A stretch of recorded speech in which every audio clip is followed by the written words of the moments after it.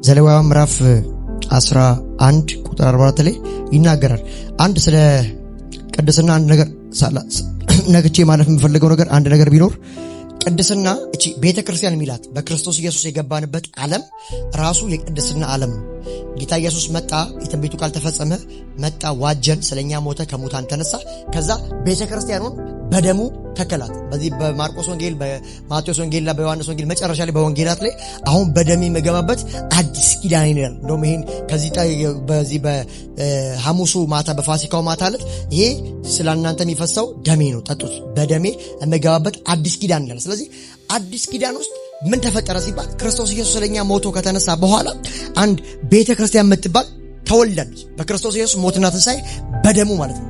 ስለዚህ እቺ የገባንባት ቤተክርስቲያን አሁን ሪጀነሬት የሆንንበት ዳግም የተወለድንበት የዘላለም ሕይወት ያገኘንበት የገባንበት የዘላለም ሕይወት ያለን እዚህ ቤተክርስቲያኑ ስንገባ እቺ ቤተክርስቲያን በብሉይ ኪዳን የሚታወቀው አሕዛብና አይሁድ የሚባል ሕዝብ ብቻ ነው። እግዚአብሔር አይሁድን አብርሃምን ያበው አድርጎ ጠራ። እስራኤልን ከዛ ባረከው፣ ስሙን ቀየረ፣ ያዕቆብን እስራኤል አለው። ከዛ በኋላ የእስራኤል አባት ሆነ። በብሉይ ኪዳን ታሪክ ሁሉ የሚታወቀው አሕዛብና አይሁድ ብቻ ነው። አዲስ ኪዳን ላይ ስትመጡ አይሁዳውያኖች አሉ፣ አሕዛቦች አሉ። ደግሞም ከአይሁድም ከአሕዛብም የሆነ ደግሞ ገላትያ ሲናገር አሁን አለ አሕዛብም የለም አይሁድም የለም፣ ግሪካዊም የለም ስኩዌትስም የለም፣ አሁን ሴት የለም ወንድ የለም፣ ባሪያ ሆነ ጨዋ የለም፣ ሁሉም በክርስቶስ አንድ ነው ይላል። ስለዚህ አዲስ ኪዳን ላይ የተፈጠረ አንድ አካል ምን ቤተክርስቲያን ኢየሱስ ጌታ። እቺ ቤተክርስቲያን ውስጥ የገባ ማንኛውም ሰው ሴትም ይሁን ወንድም ስኩዌትስም ይሁን ፈሪሳዊም ይሁን ዋቴቨር እዚህ ሲመጣ ከአሕዛብ ተለይቶ ነው የመጣው። ከነበረበት ከዳርክነስ ከተያዘበት ከሰይጣን ኪንግደም ወጥቶ መጥቷል። እና ቤተክርስቲያን ማለት የግሪኩ ምን ይላል? አክሌሺያ ነው የሚላት። ከህዝቦች መካከል መርጦ ያመጣን ኪንግደም ነው። ስለዚህ እግዚአብሔር መርጦ ካዳነን ከዋጀን የተዋጀ ሰው ደግሞ ሊኖረው የሚገባ የህይወት ኳሊቲ አለ። ክርስትና ዝም ብሎ መጥቶ እንደተፈለገበት የሚኖር ሳይሆን የፕሪንሲፕል አምላክ ነው። ስለዚህ የእግዚአብሔር ፕሪንሲፕል እንዴት ነው? ብሉይ ኪዳን ላይ የእግዚአብሔር ቅድስና ራቸስነስ ሲባል በአዲስ ኪዳንም የእግዚአብሔር ቅድስና ያው ነው። እግዚአብሔር እነ ሙሴን ተቀደሱ፣ እርኩሱን አትንኩ፣ እኔ አምላካችሁ ቅዱስ ነኝና እናንተም ቅዱሳን ሁኑ ብሎ ሲል እዚህ ጋር መጥቶ እዚህ ጴጥሮስ በአንደኛ ጴጥሮስ ምዕራፍ 1 ቁጥር 14 ላይ አምላካችሁ እግዚአብሔር ቅዱስ ስለሆነ ይላል እናንተም በኑራችሁ ቅዱሳን ሁኑ። ስለዚህ እግዚአብሔር አልተለየም። በፊት ሲኮንን የነበረው ኃጢአት ሳይ ማያልፈው እግዚአብሔር አሁንም ልክ እንደዚሁ ነው። የዘላለም ሕይወት የሚገኘው በክርስቶስ ኢየሱስ ሞትና ትንሣኤ ቢሆንም እንኳን ስለ ቅድስና ያለው መስፈርት የእግዚአብሔር አልቀነሰም። ለምን? እዛም ቅዱስ ነው ብሉይ ኪዳን፣ አሁንም አዲስ ኪዳን እኔ ቅዱስ ነኝ እያለ ነው። ለምን ሲባል በኑሯችሁ ቅዱሳን ሁኑ። ስለዚህ ወዳጆቼ እግዚአብሔርን እየመሰልን እንድንኖር እግዚአብሔር ይፈልጋል። እዚህ ዘሌዋውያን ምዕራፍ 11 ላይ እንደዚህ ይላል፣ እኔ እግዚአብሔር አምላካችሁ ቅዱስ ነኝና እናንተም ተለዩ ቅዱሳንም ሁኑ። በምድር ለምድር በሚንቀሳቀስ በማንኛውም ፍጡር ራሳችሁን አታርክሱ። አምላካችሁ ሆን ዘንድ ከግብጽ ምድር ያወጣችሁ እኔ እግዚአብሔር ያዌ ነኝ። ስለዚህ እኔ ቅዱስ ነኝና እናንተም ቅዱሳን ሁኑ። እግዚአብሔር የተናገረው ለነ ሙሴ ነው፣ ለለያቸው። ከዛ ሊያወጣቸውን አምላክ እንደዚህ ያላቸው እኔ ቅዱስ ነኝ። ባህሪ ኔቸር ቅድስና ነው። እግዚአብሔር ሁሉን ቻይ ነው፣ ሁሉን አዋቂ ነው። ኢትስ ኦምኒሸንት ነው፣ ኦምኒፕሬዘንስ ነው፣ በሁሉ ቦታ ይገኛል፣ ሁሉን ይችላል፣ ዘላለማዊ ነው። ኦኬ እግዚአብሔር ባይ ዲፎልት ቅዱስ ነው። እንደ መጽሐፍ ቅዱስ ሲናገር ዕብራውያን ላይ መላእክት እንኳን ይላል በፊቱ ስንፍና አለባቸው ይላል። አሁን መልአክ ምንላቸው? እነ ገብርኤል፣ ሚካኤል፣ ሱራፌል፣ እልፍ አላፋት፣ ኪሩብ የሚባሉት እነዚህ መልአኮች እንኳን መጽሐፍ ቅዱስ የሚያውቃቸው ከእግዚአብሔር ቅድስና አንከት ክፍተት አለባቸው፣ ጉለት አለባቸው። ስለዚህ ምን እያለን ነው? በኑሯችሁ ቅዱሳን ነው። ከዛ ጴጥሮስ ይህን ቃል መዞ የዘሌዋውያን ምዕራፍ 11 ቃል ይመዝና እዚህ አንደኛ ጴጥሮስ ላይ ሄድና እንደዚህ ይላል፣ እኔ አምላካችሁ እግዚአብሔር ቅዱስ ስለሆንኩ አለ ተለዩ ብሏል። ይኸውና ቁጥር 15 ላይ ነገር ግን የጠራችሁ እርሱ ቅዱስ እንደሆነ እናንተም አለ በኑሯችሁ ሁሉ ቅዱሳን ሁኑ። ስለዚህ ጠሪው ማን ነው ሲባል ቅዱስ ነው ጠሪው። ስለዚህ የጠራ ነው። እኛ ደግሞ ምን ልንሆን ነው? ቅዱስ ልንሆን ነው። ለሱ ተለይተን እንድንሆን እንጂ ከጠራን በኋላ ካዳነን በኋላ እንደፈለግን ልንሆን አልተጠራንም። እንደፈለገው ሊያኖረን የጠራን ኢየሱስ ጌታ፣ ክብር ለጌታ። ከዛ እንደዚህ አለ ምክንያቱም አለ ልክ እዛ ዘሌዋውያን ምዕራፍ 11 ቁጥር 44 ላይ ያገኘውን ጥቅስ መልሶ ጴጥሮስ በአንደኛ ጴጥሮስ ምዕራፍ 1 ቁጥር 16 ያመጣውና እንደዚህ ይላል ምክንያቱም አለ እኔ ቅዱስ ነኝና እናንተም ቅዱሳን ሁኑ ተብሎ ተጽፏል ሲል ምን እያለ ነው? ኢኒሴንስ ዘሌዋውያን ላይ ተጽፏል። ያን ጥቅስ ያመጣውና ሞዲፋይ አድርጎ አሁንም እናንተ በኑሯችሁ ቅዱሳን ሁኑ። ለምን? የእግዚአብሔር ቅድስና ብሉይና አዲስ ራሱ እግዚአብሔር ያው ነው ሲል እግዚአብሔር የሚለውጥ አምላክ አይደል። ኢየሱስ ጌታ፣ ክብር ለጌታ ይሁን። ያን ካለ በኋላ ስለ ቅድስና ሶስት ነገር ልበላችሁ። ቅድስና ምንድነው ከተባለ አንድ መለየት ነው፣ ሁለት ደግሞ መንጻት ነው፣ ሶስተኛው ደግሞ ለዚህ ለለየን አምላክ ደግሞ መስጠት ነው። ፎርጊቭነስ ማለት ነው የፍቅር ምላሽ ለእግዚአብሔር መስጠት፣ በግዳጅ ሳይሆን በህግ ሳይሆን እንዲያው በጸጋ ስር ሆነን ከህግ በላይ ሆነን ለእግዚአብሔር የምንመልሰው ሪስፖንድ ነው። ለምን ሲባል እግዚአብሔር በቅድስና እሱን በመምሰል እሱን በማወቅ እንድናድግ ስለሚፈልግ። ስለዚህ ነው ብዙ ጊዜ አሁን ድናሃል ስለ ድነት ትምህርት ምናምን ኤሌመንተሪ ክላሶች ናቸው ብዬ ማስበው። ማለት ዛሬም ስትመጣ ድናሃል ብለህ ነገም ድናሃል አጠፋም ብለህ ኢትስ ቦሪንግ ባይ ዘ ወይ። ምንድነው የክርስትና አልቲሜት ጎሉ ሲባል አሁንም ድናሃል ነገም ድናሃል የሚል ስብከት እንድትሰበኩ ሳይሆን አሁን መኖር አለባችሁ። ክርስቲያን ባይዞ የሚድነው አንዴ ነው። እሺ ያው ጌታ ኢየሱስን አሁን እናንተ ከተቀበላችሁ 10 ዓመት ቢሆናችሁ 20 ዓመት ቢሆናችሁ ዛሬ ደግሞ አንድ ሰው ወንጌል ሰምቶ ዛሬ ቢሰማ በመዳን ጉዳይ ሁሉም እኩል። ለምን ሲባል ደህንነት በእውቀት ሳይሆን በእምነት ነው። ኢየሱስ ጌታ ነው። ስለዚህ ከዳናችሁ ከመጣችሁ የዘላለም ሕይወት ካገኛችሁ በኋላ ማደግ የሚባል ጉዳይ አለ በእግዚአብሔር ቤት ውስጥ እግዚአብሔርን እየመሰሉ ማደግ። እዛ ነው እዚህ ሁለተኛ ቆሮንቶስ ምዕራፍ 3 ላይ ሲናገር እንደዚህ ይላል። ምዕራፍ 3 ላይ ሲናገር እኛ ሁላችን በማይከደን በመጋረጃው ፊት እንደ መስታወት እያበለጨለጭን መንፈስ ከሚሆን ጌታ ከክብር ወደ ክብር እንለወጣለን። ስለዚህ ክርስትና መቆም አይደለም፣ ከክብር ወደ ክብር መቀየር ነው። ክርስቶስ ኢየሱስን ወደ መምሰል ማደግ ነው። ጴጥሮስም ሲናገር እሱ ክርስቶስ አለ ምሳሌውን ጥሎላችሁ አልፏል። ምሳሌና ዱካውን ጥሎ ካለፈ እኛ የምንከተለው የጌታ ኢየሱስን ምሳሌና ዱካ ነው። ኢየሱስ ጌታ። ስለዚህ ቅድስና አፈ ፕሮቴስታንት ዲኖሚኔሽን በጣም ወሳኝ ጉዳይ ነው። ኢየሱስ ጌታ።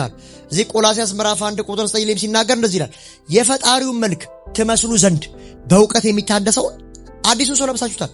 ስለዚህ ከዳንን በኋላ ጌታን ወደ መምሰል ማደግ አለብን። በቅድስና መለወጥ አለብን። ይህን ስላችሁ ባይዘው አንደክምም አንስትም እያልኳችሁ አይደለም። ለድካማችሁ ለስተታችሁ ሊቀ ካህን አላችሁ፣ አማላጅ አላችሁ። ነገር ግን ሰው ከዳነ በኋላ ላለመቀደስ ዕብራውያን ምዕራፍ 12 ሲናገር ለመቀደሱን ፈልጉ ይላል። ለምን? እግዚአብሔርን ያለ ቅድስና ማየት አይቻልም። ስለዚህ ይሄ ቅዱሱ እግዚአብሔር ለማየት ሲፈልግ ከቅዱሱ እግዚአብሔር ጋር ፌሎሺፕ ማድረግ የሚፈልግ ሰው በቅድስና መምጣት አለበት። ስለዚህ አሁን ብዙ ጊዜ ያጋጥመኛልና አንዳንድ አስተምሮ ውስጥ ያሉ ሰዎች እውነት ነው አለመጥፋት ኢንተርናል ሴኩሪቲ እውነትነት ሊኖረው ይችላል። ነገር ግን ለዘላለም ሕይወት ዋስትና የሰጠውን ጥቅስ አምጥተህ እንደፈለክ በኃጢአት እየኖርክ ስለማልጠፋ ብለህ ጥቅስ የምትጠቅስ ከሆነ ይሄ መጽሐፍ ቅዱስ አያውቀውም። የዘላለም ሕይወት ዋስትና በመጽሐፍ ቅዱስ ውስጥ ያለው ስለ ዘላለም ሕይወት እንጂ ስለምትሰራው ኃጢአት አይደለም።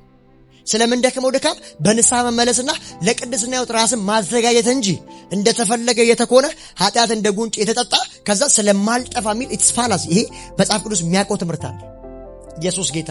ለምን ሲባል ለመቀደስም ፈልጉ ይላል። ብሮያለ ምን እያልከን ነው ካላችሁ መዳናችሁ የዘላለም ሕይወት ማግኘታችሁ ለኃጢአታችሁ ላይሰንስ አይደለም። እንደፈለጋችሁ ለዘላለም ሕይወትና ስለተሰራላችሁ ስራ የሚገልጥ ነው። ኢንተርናል ሴኩሪቲ ጥቅሶች ማለት ነው። ስለዚህ አንድ ሰው ሲደክም ማድረግ ያለበት ምንድን ነው? በንስሐ መመለስ፣ ህብረት ማስተካከልና ጌታን ለመምሰል መሞከር በልበ ስብሩነት ሰሚሽ በማድረግ እንጂ መልሶ ልቡን አሳብጠው ስለማልጠፋ በእርሱ የሚያምኑት ከሞት ወደ ተሻገሩ እንጂ ወደ ፍርድ አይመጣ የሚለውን ጥቅስ አምጥቶ ኃጢአት ሲሰራ የሚጠቅስ ከሆነ ይህ ሰው ገና መጠራጠር አለባችሁ። እነዚህ ጥቅሶች የሚጠቀሱት ስለ ዘላለም ሕይወት ዋስትና ስለ ዘላለም እንጂ ስለ ሰራው ኃጢአት አይደለም። ስለዚህ አንዳንዴ ምን ተተርጉሟል ካላችሁኝ አሁን የዘላለም ሕይወት ዋስትና ትምህርቶች ለኃጢአት መብት ሰጪ ሆኖ ቀርበዋል። ኖ መጽሐፍ ቅዱስ አያውቀውም። ሰው ኃጢአት ሲሰራ ሊቀ ካህን አለው። ከድካም መውጣት አለበት። እግዚአብሔር ለመምሰል መፈለግ አለበት። መጽሐፍ ቅዱስ የሚመክረኝ ነው እንጂ የዘላለም ሕይወት ስላገኘህ እንደፈለክም ኑር የሚል ትምህርት የለም። አንዴ ድነሃል ስለማጠፋ ምንም አትሆንም በኃጢአት እንደሚባል ትምህርት የለም። ሐዋርያቶች ይህን ትምህርት አልሰበኩትም። ኢትስ ሎጂክ። ስለዛ ሰው ኃጢአት ሲሰራ ሊደክም ይችላል። ግንስ ሊቀ ካህን አለው። መመለስ አለበት፣ ንስሐ መግባት አለበት እንጂ ልክ ሰው ሲደክም ጥቅስ ፈልጎ ለድካሙ ከመጽሐፍ ቅዱስ አውጥቶ እንዲህ ተብሎ ስለጻፈ እረኛው በጎቹ ስለማይለቅ ኦኬ፣ እረኛው አይለቅም እኮ ሰው። ታዲያ አንተ ለሰራው ኃጢአት ነው እረኛው በጎቹ ስለማይለቅ የሚለው ጥቅስ የሚጠቀሰው? ሰዎች ክርስቲያን ሆነው እንኳን እንደፈለጉ የኖሩ መጽሐፉ ሊል ያላለውን መጽሐፉ በአውድ ያልተረጎመውን ለራስ ኃጢአት ላይሰንስ ለማድረግ ለመስጠት ሰዎች ይጠቀሙበታል። ስለዚህ ይሄ በጣም ስፍ የሆነ መልእክት ነው። ስለዚህ ሰዎች ምንድን ነው የሚያስፈልጋቸው? ማደግ፣ በእግዚአብሔር ቤት ውስጥ ማደግ። እዛ ነው ጳውሎስ በቆሮንቶስ ላይ ምን አለ?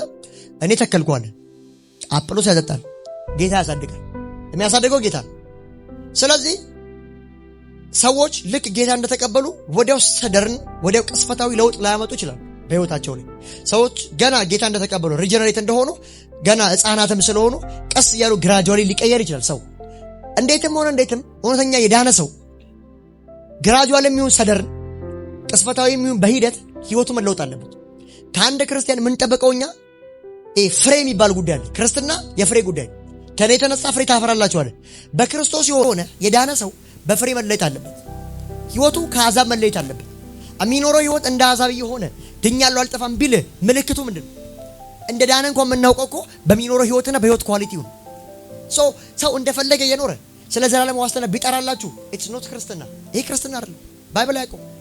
ለምን ሲባል ይሄ የዘላለም ህይወት ዋስትና የሚጠቀሰው ስለ ዘላለም ህይወት ነው ብያቸዋል እንጂ አሁን ሰው ሰርቶ ስለ ደከመበት ድካም ስለ ማልጠፋ ነው ብሎ ራሱን ማታለል የለበትም።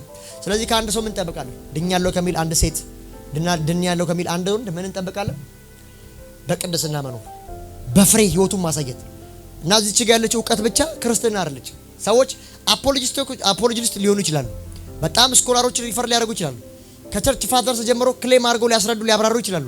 ነገር ግን at the end of the day በህይወት ማይገልጡ ከሆነ ዕውቀታቸው ሰው ሮሜን ቢያቅ ገላትያን ኤፌሶን ቢያቅ መልሶ የመልእክቱን ህይወት ካልኖረበት ምን ይጠቅማል? ጌታ የሚናገረኝ በዚህ በማቴዎስ ወንጌል ምዕራፍ 6 ላይ ብርሃናችሁ ይላል በተራራ ላይ ያለች ከተማ ልትሰወር እንደማትችል ብርሃናችሁ በሰዎች ሁሉ ፊት ይብራ። ስለዚህ ክርስትና ብርሃን የማጨለም አይደለም። የበራልሽን ብርሃን የዳንሽበትን መዳን ለአሕዛብ መግለጥ ነው፣ ሪፍሌክት ማድረግ። ለዛ ኮር ብርሃኑን አምፖሉን ይላል ከፍ ማድረግ በዚህ በግርጌ ላይ ማድረግ እየቻለ ከፍ አድርጎ መስቀል እየቻለ ቤቱ እንዲበራ ከእንቅብ በታች የሚያስቀምጥ ማን ነው አለ ጌታ ኢየሱስ። ብርሃን በርቶልናል እያለን ከእግራችን በታች የምናደርገው ከሆነ ይሄ ክርስትና አይደለም። በጣም እንዲበራ አሁን እዚህ ቤት ውስጥ ያሉ አምፖሎች አሉ አይደል? በጣም ሁሉም ኦፕን ነው አይደል? ብናጠፋውና መሬት ላይ ብናደርገው እንደዚህ ቤቱን አያበራው። ለምን ሲባል ከእንቅብ በታች ነው። ብርሃኑን ግን ከፍ ብናደርገው ለሁሉም ይበራል። ልክ እንደዚህ የክርስትና ህይወት እንደዚህ ነው። ሰው ዳግም ሲወለድ በጌታ ሲሆን ላላመኑ ሰዎች ምልክት፣ ላላመኑ ሰዎች ብርሃንን የሚያበራ ነው። ስለዚህ የነሱ አይነት ህይወት እየኖርን ድነናል ብለን ራሳችንን እናታላለን። አንደኛው ዮሐንስ ሲናገር እርሱ ብርሃን ነው፣ ጨለማ በሱ ዘንድ የለም በእግዚአብሔር ዘንድ እና በጨለማ የተመላለስን ከሱ ጋር እንኖራለን ብንል እንዋሻለን፣ እውነትንም አንኖረው። ስለዚህ ብርሃን ውስጥ የገባ ሰው ሁሌ በብርሃን መመላለስ አለበት። በብርሃን ሲመላለስ ግን ሊወድቅ ይችላል፣ ሰው ሊስት ይችላል። ግን ጸንቶ በዛ አይቆምም። እውነተኛ አማኝ ጸንቶ በኃጢአት አይኖርም። ለመመለስ ይፈልጋል፣ ለመቀደስ ይፈልጋል፣ እግዚአብሔርን ለመፈለግ ይመኛል። በውስጡ የገባው ዘር ያን ነው ሳይን የሚያደርገው። ስለዚህ አንዳንድ ሰዎች ከዚህ ማያልፍ ዕውቀት የያዛችሁ ሰዎች እዚህ ጋር ያለውን ዕውቀት አውርዱት፣ በህይወት እንየው። እዚህ ጋር 100 ጥቅስ የምጠቅስልን አውርደውና በህይወት እንየው። ሰፈር ላይ ይወራል፣ ይመስከርልህ። ህይወት አካሄድ አገባብ ሁሉ ትክክለኛው እንጂ እዚህ ጋር ብቻ ሮሜን ገላትያን ኤፌሶንን ጠቅሰብር ብራዘር ከማይጠፋ ዘር ተወልጃለሁ ብለኝ ሳይ ግን ከማይጠፋ ዘር እንደተወለደ አይነት ሰው ካልሆንክ ታዲያ ማንን እየፎገርክ ያለው? ይሄ ነው። ዘሌዋውያን ምዕራፍ 11 ላይ ያለውን አይተናል። እዚህ መዝሙር ዳዊት ምዕራፍ 1 ላይ እንደዚህ የሚል ቃል አለ። እንደዚህ ይላል፣ በአመፀኞች መንገድ የማይሄድ የማይቀመጥ እሱ ሰው ብፁዕ ነው ይላል ኢየሱስ ጌታ። በክፎች ምክር የማይሄድ በኃጢአተኞች መንገድ የማይቆም በፌዘኞች ወንበር የማይቀመጥ ሰው ብፁዕ ነው። ስለ ብጽና ስለ ቅድስና ስናወራ በፌዘኞች መንገድ የማይሄድ ከፌዘኛ ጋር የማናፌስ መሆን አለብን ማለት ነው። በኃጢአተኞች መንገድ የማይቆም ከኃጢአት ጋር አለመተባበር፣ በፌዘኞች ወንበር የማይቀመጥ በፌዘኞች ሰዎች ዲስትራክት ለማድረግ የሚሰሩ አቢዩዝ ከሚያደርጉ ሰዎች ጋር አቢዩዝ አለማድረግ ሰው ብፁዕ ነው። የብጽና ልክ ምንድን ነው? በፌዘኛ ወንበር አለመቀመጥ፣ ከኃጢአተኞች ጋር አለመቆም ብሎ ቁጭ ያደርገዋል። ከዛ ባለፈ እዚህ ሁለተኛ ቆሮንቶስ ምዕራፍ 6 ላይ የሚናገረው ነገር አለ። ጨለማ ከብርሃን ጋር ምን ህብረት አለው? ቤላወር ከክርስቶስ ጋር ምን ህብረት አለው እያለ ይናገራል። ከማያምኑ ሰዎች ጋር አግባብ ባልሆነ መንገድ አትጠመዱ። እናንተ ክርስቲያኖች ከማያምኑ ሰዎች ጋር ሪጀነሬት ካልሆኑ ሰዎች ጋር በማይሆን አካሄድ አትጠመዱ። ለምን? እዚህ ክፍል ላይ በጣም የሚገባኝ አንዱ ትዳር ነው ብዬ ማስበው በጣም ኦነር ስለሆነ ያመነች ሴት ማግባት ያለባት ያመነ ወንድ ነው። ያመነ ወንድ ደግሞ ማግባት ያለበት ያመናን ሴት ነው። ከዚህ ውጭ አይቻልም። ፕሪንሲፕል ነው ባይዞ። ስለዚህ ከማያምኑ ሰዎች ጋር በአግባቡ መንገድ አትሂዱ ሲል ምን እያለ ነው? አብራችሁ ስራ አትስሩ፣ ትምህርት ቦታ አትማሩ እያለ አይደለም። ኤቭሪዌር ላይ አሉ ያላመኑ ሰዎች። ግን የማይሆን አካሄድ የሚባል ጉዳይ አለ። ኢየሱስ ጌታ። የማይሆን አካሄድ ማለት የእግዚአብሔር ቃል ከሚመክረው በላይ መገናኘት፣ አቢዩዝ መደረግ፣ በእነሱ ሐሳብ መዋጥ ስለሚያመጣ ብርሃን ሆነሽ ሳለ ከነሱ ጋር መዋጥና መጥፋትን ስለሚያመጣ በማይሆን አካሄድ አትሂጂ። ስራ መስራት ነው ኦኬ፣ አብረሽ ትሰራያለሽ። ትምህርት ቤት ነው አብረሽ ትማሪያለሽ። የምትሄዱበት ቦታ ሁሉም አሉ፣ ያላመኑትም አሉ። ግንስ አብራችሁ ሰራላችሁ፣ ተንቀሳቀሳላችሁ። በማይሆን አካሄድ ግን አትሂዱ። አንዱ ምንድነው? ትዳር የሚባለው የሚያመን ሰው ሁሌ ማግባት ያለበት የሚያመን ሰው። ከዛ ባለፈ ጽድቅ ከአመፅ ጋር ምን ግንኙነት አለው? ጽድቅ። እናንተ በክርስቶስ ኢየሱስ ጻድቅ ተብላችኋል፣ ጸድቃችኋል። በእግዚአብሔር ፊት የዘላለም ሕይወትን አግኝታችኋል። በእግዚአብሔር አብ ፊት በክርስቶስ በኩል የሚመጥነውን አብ የሚፈልገውን የቅድስና ስኬል ክርስቶስ ኢየሱስ በገዛ ደሙ አሟልቶላችኋል። ስለዚህ ምንድን ናችሁ? እናንተ ቅዱስ ናችሁ። ስለዚህ ጽድቅ ከአመፅ ጋር ምን ግንኙነት አለው? እነዛ ምን እያለ ነው? አመፅ እያላቸው። እናንተ ጽድቅ ናችሁ በማን? በክርስቶስ። እዛ አንደኛ ቆሮንቶስ ምዕራፍ 1 ላይ ሲናገር ከአብ ዘንድ አለ እኛ ክርስቶስ ከአብ ዘንድ ለኛ አለ ቤዛችን፣ ቅድስናችን፣ ጥበባችን ይላል። ኢየሱስ ጌታ። ስለዚህ ክርስቶስ በአብ ዘንድ ስለኛ ምን ሆኗል? ጥበብ ሆኗል፣ ጽድቅ ሆኗል። ኢየሱስ ጌታ። በጽድቅ ጉዳይ የሚከሰን የለም። በጽድቅ ጉዳይ የሚይዘን ሕግ የለም። ለምን ሲባል ሕግን ሊፈጽም የቻለ ማንም አልነበረም። ከሕግ በታች የመጣው ከሴት ልጅ የመጣው ኢየሱስ ደግሞ ሕግን ፈጽሞ ከሕግ በላይ ከጸጋ በታች አድርጎናል። ስለዚህ በእኛ ጥረት፣ በእኛ ልፋት፣ በእኛ ንካና ትንካ በሙሴ በ623 ሕጎች ሳይሆን በክርስቶስ ኢየሱስ በተሰራው ስራ ድነናል፣ የዘላለም ሕይወት አግኝተናል። ኦኬ። የዳነ ሰው የተቀደሰ ሰው እንዴት ይኖራል? አሁን ጉዳዩ በቅድስና ሕይወት ላዳነው ጌታ ባሪያ በመሆን ላዳነው ጌታ በመገዛት ይኖራል። ኢየሱስ ጌታ። ክብር ለጌታ ይሁን። ጽድቅ። እናንተ ብርሃን ናችሁ። ከጨለማ ጋር ምን ህብረት አላችሁ? ምንም ህብረት የለንም ብያለሁ መጽሐፍ። ብርሃን በጨለማ ላይ ያበራል። እንደዚህ ዮሐንስ ወንጌል ምዕራፍ 1 ሲናገር ጨለማም አላሸነፈውም ነው። ያቺ ሁሌ ብርሃን ወደ ጨለማ ይሄዳል፣ ጨለማውን ይውጡ። ኢየሱስ ጌታ። በኢየሱስም ጨለማው መዋጥ ይሆንላችሁ። ኢየሱስ ጌታ። እና ብርሃን ከጨለማ ጋር ምን ህብረት አለው? ምን ህብረት አለው? የለውም ሲጀምር። እናንተ ብርሃን ናችሁ በክርስቶስ ኢየሱስ፣ ሌሎቹ ያላመኑ ደግሞ ጨለማ ናቸው። ስለዚህ በማይሆን አካሄድ አትሄዱ። ኤቭሪቲንግ ለሥራ ለተለያየ ነገር ልትገናኙ ትችላላችሁ። አብራችሁ አትስሩ፣ አብራችሁ አትኖሩም፣ አብራችሁ ሻይ ቡና አትጠጡም እያለ አይደለም መጽሐፉ። አግባብ የሌለው አካሄድ ግን አለ። አንዱ ትዳር ብዬ ቁጭ አድርጋለሁ። ሌላው በጣም ኤክስትሪም የሆነ ነገር ላይ እንዳትሄዱ እያለ ሪኮመንዴሽን ያደርጋቸዋል። ለምንድን ነው ከተባለ በዚህ በዮሐንስ ወንጌል ላይ ኢየሱስ ክርስቶስ ሲናገራቸው በዓለም ሳላችሁ አላቸው መከራ አለባችሁ። በዓለም ስንኖር መከራ አለብን። ከዛ ባለፈ ደግሞ በዚህ በዮሐንስ ወንጌል ምዕራፍ 17 ላይ ጌታ ኢየሱስ ሲጸልይላቸው እንደዚህ አለ።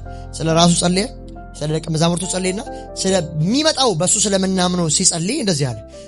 አባት ሆይ አለው ከዓለም እንድታወጣቸው ሳይሆን ከዓለም እንድትጠብቃቸው እጸልያለሁ አለ።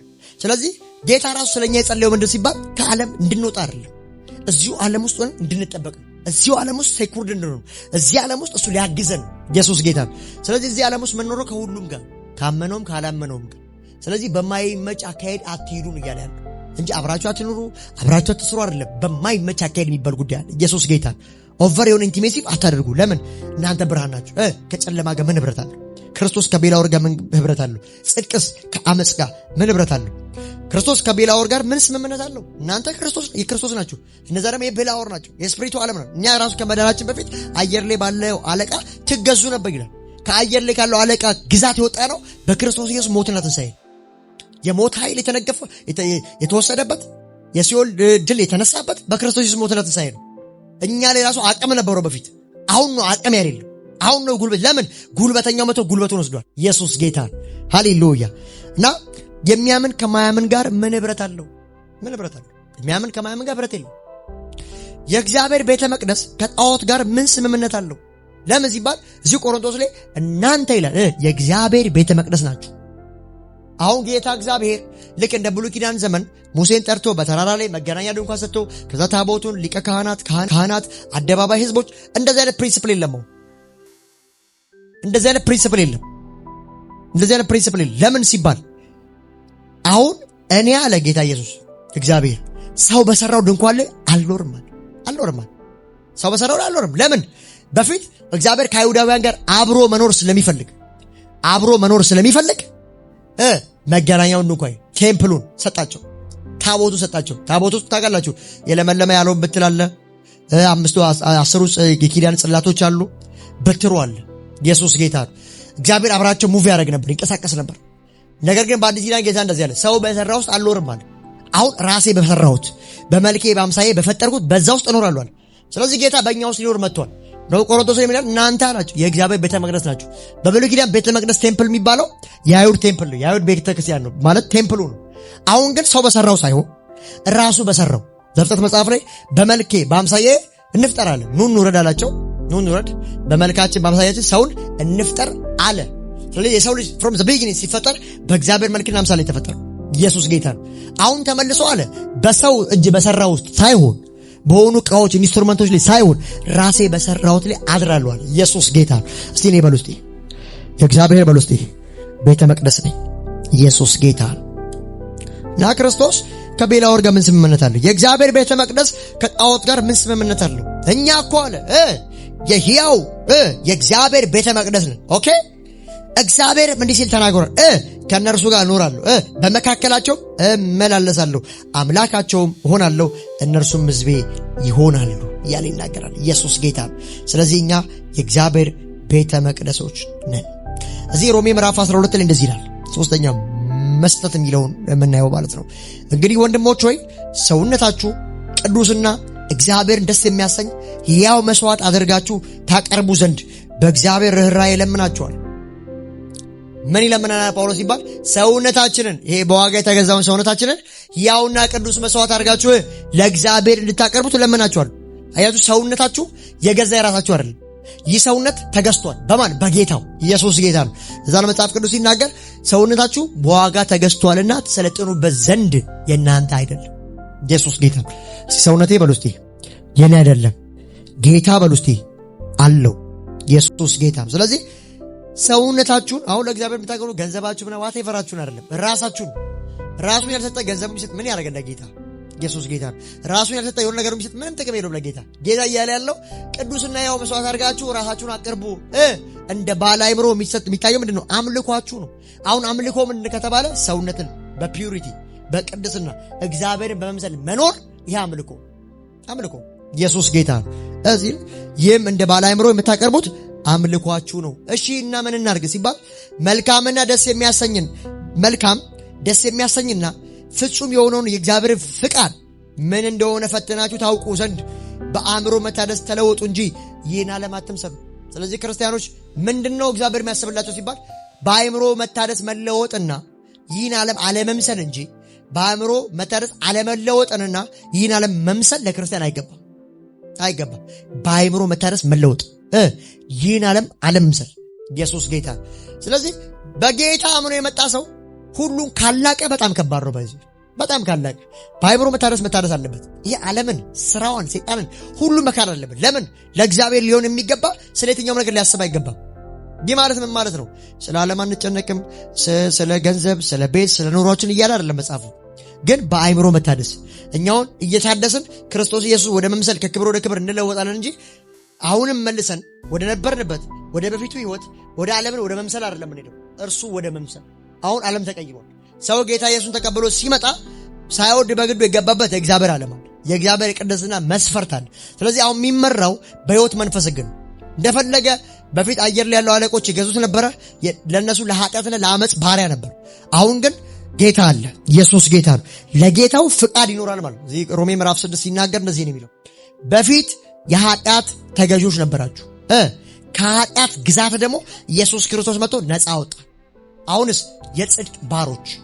ስለዚህ አማኝ አሁንም የጽድቅ ባሪያ። ለዚህ ገላትያ ምዕራፍ 5 ላይ ለዚህ በመንፈስ የሚመሩ እግዚአብሔር ልጆች ናቸው ካለ በኋላ ሮሜ ላይ ገላትያ ላይ መጥቶ በመንፈስ ተመሩ ይልና የመንፈስ ፍሬ ግን መልካምነት፣ በጎነት፣ ቸርነት፣ የዋህነት ምናምን ይላል ሲባል የሥጋ ስራዎች ደብሎም ብሎ የሚዘረዝራቸዋል። ስለዚህ ከክርስቲያን መታየት ያለበት የመንፈስ ፍሬ መልካም መሆን አለበት፣ ቸር መሆን አለበት፣ ወንድሙን ወዳድ መሆን አለበት፣ ማክበር አለበት። እነዚህ የመንፈስ ፍሬዎች ከአንድ ክርስቲያን ይጠበቃሉ እንጂ ክርስቲያን ልክ ድኖ የዘላለም ሕይወት አግኝቶ እንዳላገኘ የሥጋ ነገር የሚገለጥበት ከሆነ አሁን ነው እዚህ ጋር ራስ መጠራጠር የሚያስፈልገው። ቆሞ ጌታው ያለውበት እንደዚህ አይነት ሕይወት ላይ ነው። ንስሐ መግባት አለብኝ፣ ሕይወቴን ማድረስ አለብኝ። ለእኔ አንተ ያሰብከው ኢየሱስን መምሰል ነው። በሰፈር በመንደር መጠራት ያለበት የአንተ አምላክ መባል አለበት እንጂ ወይ የሷ ክርስትና ወይ የሷ ጴንጤ መባል የለበትም። ምን ተለያችሁ ታዲያ? ልክ እንደ ሰፈርተኛው እንደ ተራው ሰዎች የሚያዩአችሁ ከሆነማ ምን ብርሃኑ ናችሁ? ለዛ ከመጽሐፍ ሲናገር ጨው ይላል። ጨው እውነቱ ትቶ አልጫ ቢማ ይጠቅመው። ጨው ሊያጣፍጥ ነው ወጥ ውስጥ የሚገባው። አሁን ሰፈር ስገቢ አንቺ የሰፈሩ አጣፋጭ ነሽ ያልኩሽ ነው። በአንቺ ውስጥ ጌታ ነው ያሉ። በአንቺ ውስጥ ባክ ኤንድ ፎርስ ማያዩ ከሆነ ታዲያ ምን ዲፍረንስ አለ? ብርሃን ሆነሽ ብርሃን ማታበሪ ከሆነ ምን ዲፍረንስ አለ? ስለዚህ ከአሕዛብ የተለየ ህይወት እንድትኖሩ እግዚአብሔር አምላክ ይፈልጋል። ለመቀደስ እንፈልጋለን። ለምን ሲባል እግዚአብሔርን ያለ ቅድስና ማየት አይቻልም። እግዚአብሔርን ያለ ቅድስና ማየት አይቻልም። ለካ የቅዱሱ እግዚአብሔር በቅድስና የሚታይ አምላክ ነው። በቅድስና የሚታይ አምላክ ነው። ቅድስና ፒዩሪቲ ካሌለ ሰዎች እግዚአብሔርን ማየት አይችሉም። ኢየሱስ ጌታ። ስለዚህ ዛሬ መልእክቴ ምንድን ነው? መጽሐፍ እንደሚናገር በዘሌዋውያን ምዕራፍ 11 ቁጥር 44 ላይ እኔ አምላካችሁ ቅዱስ ነኝና እናንተም ቅዱሳን ሁኑ ተብሎ ለነ ሙሴ ተነግሯል። ይህን ጥቅስ ደግሞ ጴጥሮስ ያመጣውና በአንደኛ ጴጥሮስ ምዕራፍ 1 ቁጥር 15 ጀምሮ አምላካችሁ እግዚአብሔር ቅዱስ ነኝ ስላለ እናንተም በኑሯችሁ በሉ ቅዱሳን ሁኑ። ስለዚህ አማኝ ተቀድሶ የመኖር መብት አይደለም ያለው፣ ግዴታ ነው ያለበት። ለምን ሲባል የገባበት ህይወት ራሱ የቅድስና ህይወት ነው። አሁን ራስ በራስ ጌታ መኖርበት ሳይሆን በእኛ ራስ ላይ ጌታ አለ ማለት ነው። ኢየሱስ ጌታ። ስለዚህ አሁን የምንኖረው ለጌታችን እንጂ ለኛ አይደል። ኢየሱስ ጌታ። የኛ ፍቃድ እንደ በግ ተርበድብዶ መጥፋት ሊሆን ይችላል፣ እንደፈለጉ መሆን ይችላል። ለምን ሲባል አሁን ጌታ አለ፣ ኦነር አለ፣ ሚመራ አለ፣ በዚህ ግቡ በዛ ውጡ ብሎ የሚያሰማራ አለ። ለዛ ነው ዮሐንስ ወንጌል ሲናገር እረኛው በጎቹ ይጠብቃል። አንዷ በግ እንኳን ስትጠፋ 99ን ቁጭ አድርጎ አንዷን ሊፈልግ የሚሄድ እንደዚህ አይነት እረኛ ያለበት ክልል ውስጥ ገብተናል። ስለዚህ መናረግ ያለብን የእረኛውን ፍቃድ እንጂ የእኛን ፍቃድ አይደለም ማለት ነው። ስለዚህ በቅድስና መኖር በሚል የተወሰኑ ጥቅሶችን አይተናል። ስለዚህ እግዚአብሔር የሰፓሬሽን የልዩነት ህይወት እግዚአብሔር ይፈልጋል። ተባረኩልኝ። ኢየሱስ ጌታ።